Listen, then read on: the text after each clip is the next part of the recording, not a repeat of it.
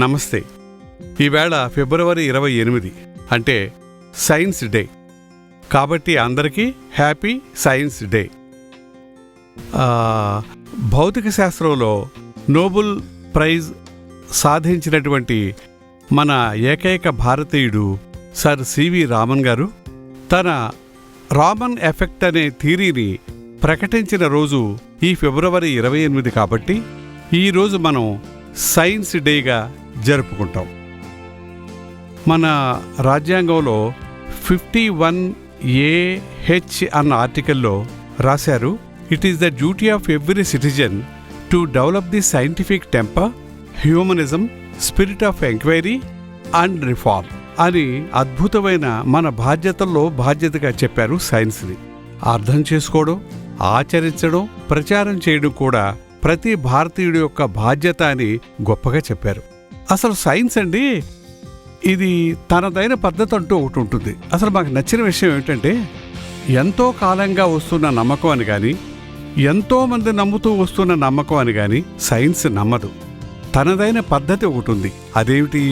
పరిశీలించడం, ప్రశ్నించడం, పరిశోధించి ఆ వచ్చిన ఫలితాన్ని నిజమని మాత్రమే సైన్స్ నమ్ముతుంది. కాబట్టి అలాంటి పద్ధతుల మీద, అలాంటి పునాదుల మీద ఏర్పడినటువంటి సైన్సు, దాని సైంటిస్టులు కానీ ఎన్నో త్యాగాలు చేసి మన విశ్వ రహస్యాల్ని కనుక్కొని మనకు చెప్పారు. అంతేకాకుండా ఎన్నో ఇన్వెన్షన్స్ అంటే ఎన్నో ఆవిష్కరణలు చేసి మానవ సమాజ మనుగడకి దోహదపడ్డారు. వాళ్ళు చెప్పిన దాని ప్రకారం ప్రస్తుతం మన విశ్వం ఎలా ఉందో చూద్దాం.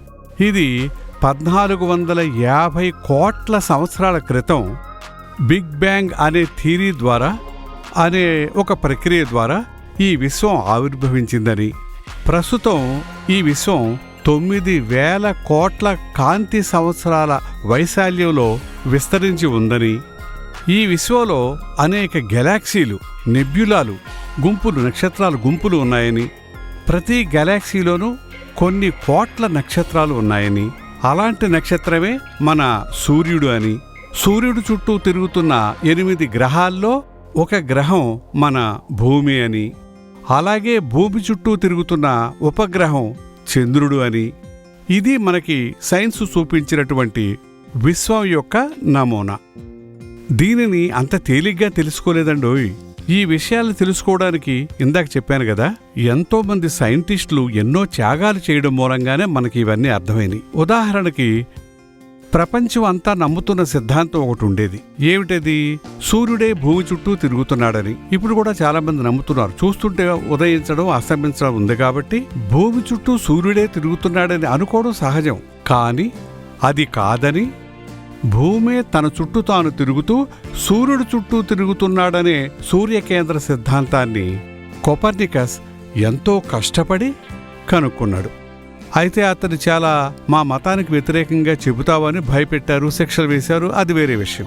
అయితే ఇదే సిద్ధాంతాన్ని గెలీలియో టెలిస్కోప్తో, అంటే కోపర్నికస్ ఏదైతే ఆ థియరిటికల్గా ఊహించైతే చెప్పాడో దాన్ని తను ప్రాక్టికల్గా నేను టెలిస్కోపులో చూపిస్తాను రండి, ఈ గ్రహాలన్నీ సూర్యుడి చుట్టూ ఎలా తిరుగుతున్నాయో అని అన్నప్పటికీ కూడా అతనికి కూడా శిక్షలు వేసి అతడు అంధుడుగా మరణించే స్థాయికి తీసుకొచ్చారు అతన్ని.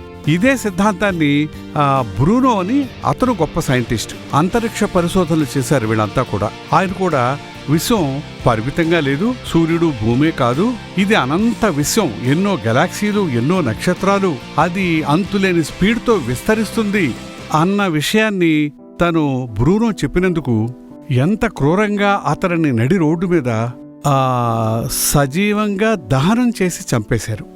ఇన్ని కష్టాలు పడి వాళ్ళు ఈ మంచి విషయాల్ని మన సమాజానికి చెప్పగలిగారు. అయినా సైన్స్ ఎక్కడా ఆగలేదండోయ్. ఉదాహరణకి యాపిల్ పండు నేల మీదే, భూమి మీదే ఎందుకు పడింది అన్న ఒక్క ఆలోచన న్యూటన్ అనేక ప్రకృతి సూత్రాలను మనకి చెప్పినవాడయ్యాడు. భూమికి ఆకర్షణ శక్తి ఉందని, తర్వాత చలన సూత్రాలు, న్యూటన్ సూత్రాలు అంటాం. Matter can neither be created nor destroyed, to every action there is equal and opposite reaction, ఇలాంటివి అద్భుతమైన ప్రకృతి భౌతిక ధర్మాల్ని, భౌతిక సూత్రాల్ని మనకి చెప్పగలిగాడు. తర్వాత వచ్చిన ఐన్స్టీన్, అతని గురించి తెలియని వారు ఉండరు.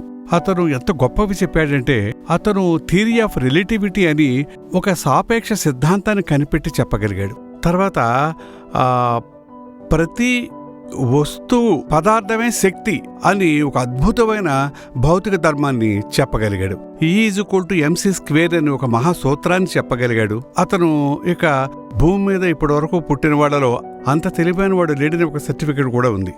అలాగే మోటార్ న్యూరాన్ అన్న డిసీజ్తో జీవితాంతం వీల్ చైర్కే పరిమితమైపోయినటువంటి స్టీఫెన్ హాకింగ్స్ ఆ స్థితిలో కూడా ప్రమాదకరమైన బ్లాక్ హోల్స్ విశ్వంలో ఉన్నాయని, ఆ బ్లాక్ హోల్స్ యొక్క లక్షణాలను కూడా అతను రీసెర్చ్ చేసి ప్రపంచానికి తెలియపరిచాడు. ఇదంతా సైన్స్ ఎక్కడ ఆగలేదు అని చెప్పడం కోసం. తర్వాత సైన్స్ అనేది సమాజంలో ఒక గౌరవప్రదమైన స్థాయికి వచ్చాక అనేక మంది అన్వేషణలు చేశారు.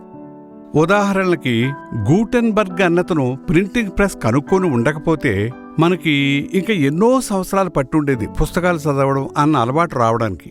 అలాగే మార్కోని అన్నతను వైర్లెస్ కమ్యూనికేషన్ కనిపెట్టకపోతే రేడియోలు, టెలివిజన్లు మరింత కాలం పట్టుండేవి. అలాగే థామస్ ఆల్వా ఎడిసన్ ఉన్నాడు. అతను బల్బును తయారు చేసి ఎంత వెలుగును నింపాడు ప్రపంచానికి నిజంగాను. అలాగే ఇప్పుడు కంప్యూటర్ కనిపెట్టిన చార్లెస్ బాబేజ్ గాని, ఇలాగే చాలా మంది ఎన్నో వస్తువులు తయారు చేయడం మూలంగా ఈ నాగరిక దశకి మానవుడు చేరుకున్నాడు. ఇది ఒక పార్ట్. తర్వాత జీవి పుట్టుక గురించి చాలా అపోహలు ఉండేవండి. ఈ ఉన్న జీవులన్నీ కూడా సృష్టించబడ్డాయి, ఏదో ఒక అతీత శక్తి చేత సృష్టించబడ్డాయని ఒక వాదన ఉండేది. కానీ సైన్స్ చెప్పేది ఏమిటంటే, మన భూమి వయసు 500 కోట్ల సంవత్సరాలు. అప్పుడు ఏర్పడిన ఈ భూమి అనేక మూలకాలతో ఉండేది. అప్పుడు వాతావరణం కూడా అల్లకల్లోలంగా ఉండేది. అంటే ప్రళయాల్లాంటివి, సంవత్సరాల తరబడి వర్షాలు పడ్డం. అలాంటి పరిస్థితుల్లోనే నిర్జీవ పదార్థాలైన ధాతువుల నుంచి ఎమైనో యాసిడ్స్ లాంటి జీవ పదార్థం లాంటి ధాతువులు ఏర్పడ్డాయని, అది నెమ్మదిగా ఒక జీవి లక్షణాలను సంతరించుకుందని, తనంతట తాను ఆ ప్రకృతిలో పరిసరాల్లో బ్రతకగలిగే ఒక నైపుణ్యాన్ని సంతరించుకుందని, అలా కొన్ని కోట్ల సంవత్సరాలుగా జరిగిన పరిణామ క్రమంలో ఒక మానవ రూపం ఆవిర్భవించడం, 4 కాళ్ల మీద నడవడం, కొన్ని సంవత్సరాల తర్వాత, కొన్ని సంవత్సరాలంటే కొన్ని లక్షల సంవత్సరాలు తర్వాత 2 కాళ్ల మీద నడిచి చేతులకి వేరే పని చేసుకునే అవకాశం లభించడం, దాంతో చెట్ల కొమ్మలు పట్టుకొని రకరకాలుగా చేతుల్ని వాడుకోవడం, ఎప్పుడైతే కాళ్లుగా ఉపయోగపడవలసిన ముందువి చేతులుగా మారాయో, ఒక వస్తువుని పట్టుకోవడానికి వీలుగా ఈ బొటనవేలు ఇలా విడివడి అలా వస్తువుని పట్టుకునే దశకి రావడంతో అతనికి వేట ఇలాంటివన్నీ కూడా తేలికవడం, సామూహికంగా వేటాడవలసిన అవసరం వచ్చినప్పుడు ఆ అరుపులే రిఫైన్డ్ ఫాముగా వచ్చి భాషగా ఏర్పడడం, ఆ వోకల్ కార్డ్స్ అవి డెవలప్ అయ్యాయి.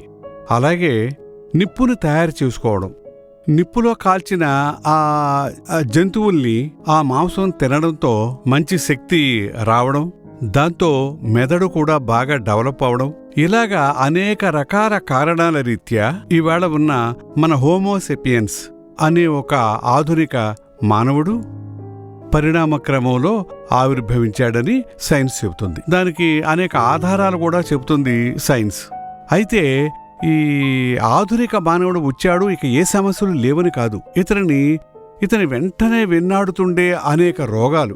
ఒకప్పుడు ప్లేగ్ అనే వ్యాధి వస్తే కొన్ని కోట్ల మంది చనిపోయారు. అలాగే ఎయిడ్స్ అని, క్యాన్సర్ అని, నిన్నగాక మొన్న వచ్చినటువంటి కరోనా అని, ఇవి చాలా ప్రమాదకరంగా పరిణమించాయి మానవ మనుగడకి. కానీ వాటి నుంచి కూడా రక్షించేది మళ్ళీ సైన్సే. ఈ సైన్స్ కూడా చాలా అద్భుతంగా డెవలప్ అయింది. క్రీస్తు పూర్వం అందరూ అనుకునేవాళ్ళు, వాడు చనిపోయాడు, జబ్బొచ్చింది అంటే దేవుడి సంకల్పం. ఏ తప్పు చేశాడో దేవుడికి ఆగ్రహం వచ్చి అందరూ చనిపోయారు అనుకునే దశ నుంచి హిపోక్రేట్స్ అనే అతను, కాదు, అనారోగ్యానికి జబ్బు చేయడానికి కారణం ఏమిటంటే తన దేహంలో ఉన్న కొన్ని ద్రవాలు సక్రమంగా లేకపోవడమే అని ఒక వేరే దృక్పథాన్ని పరిచయం చేశాడు. అందుకనే అతన్ని ఫాదర్ ఆఫ్ ది మెడిసిన్ అంటారు. ఇవాళ మెడికల్ డాక్టరేట్ తీసుకున్న వాళ్ళు కూడా సర్టిఫికెట్ ఇచ్చేటప్పుడు ఓత్ ఆఫ్ హిపోక్రేట్స్ అని చేయిస్తారు. ఎప్పుడో క్రీస్తు పూర్వం మనిషి చూడండి, ఆ దృక్పథం మారడం ఏదో అతీత శక్తి వల్ల అయిందని కాకుండా మానవ శరీరమే కారణమని చెప్పగలగడం. తర్వాత ఎంతో మంది యాండ్రియస్ వేసాలియస్ అని అతను చనిపోయిన శవాల్ని తీసుకొచ్చి తన విద్యార్థుల్ని చూపించి శస్త్రచికిత్సలు చేసి గొప్ప ఎనాటమిస్ట్ అతను. అదే కాకుండా మనిషిలోని ఒక రిబ్బు పక్కటెముక తీసి స్త్రీని తయారు చేశాడని ఏదో మత గ్రంథాలు ఉండేవి, అవి కాదు అని చెప్పగలగడం చాలా సాహసం చేశాడు యాండ్రియస్ వేసాలియస్. అతను ఆపరేషన్ చేసేటప్పుడు ఆ అవయవ భాగాల్ని అద్భుతంగా చిత్రీకరించిన స్టీఫెన్ క్యాల్కర్ అన్నతను. అలాగే మోనాలిసా వేశాడు, మంచి చిత్రకారుడే అనుకుంటారు. లియోనార్డో డావిన్సీ అన్నతను చాలా ఎన్నో సైంటిఫిక్ పరిశోధనలు చేసిన గొప్ప శాస్త్రవేత్త లియోనార్డో డావిన్సీ. అలాగే గుండేమిటి, రక్త ప్రసరణ ఏమిటి అని కనిపెట్టిన విలియం హార్వే గాని, తర్వాత ఎంతోమంది అండి. మసూచికి మందు కనిపెట్టినటువంటి ఎడ్వర్డ్ జెన్నర్ గాని, మలేరియాకి మందు కనిపెట్టిన మన రొనాల్డ్ రాస్ గాని, ఇలాగా అనేక పరిశోధనలు చేసి మానవుడికి హాని చేసే ప్రతి జబ్బుకి కూడా వీళ్ళు పరిశోధించి మందులు కనిపెట్టగలిగి మొత్తానికి ఆ స్ట్రగుల్లో ఉన్నాడు మానవుడు. ఇతరు కూడా స్వయంకృతాపరాధం ఏమీ చేయకుండా పరిశుభ్రతను పాటిస్తూ సమాజం కోసం మంచి పనులు చేస్తూ బ్రతకాలని ఆశిద్దాం.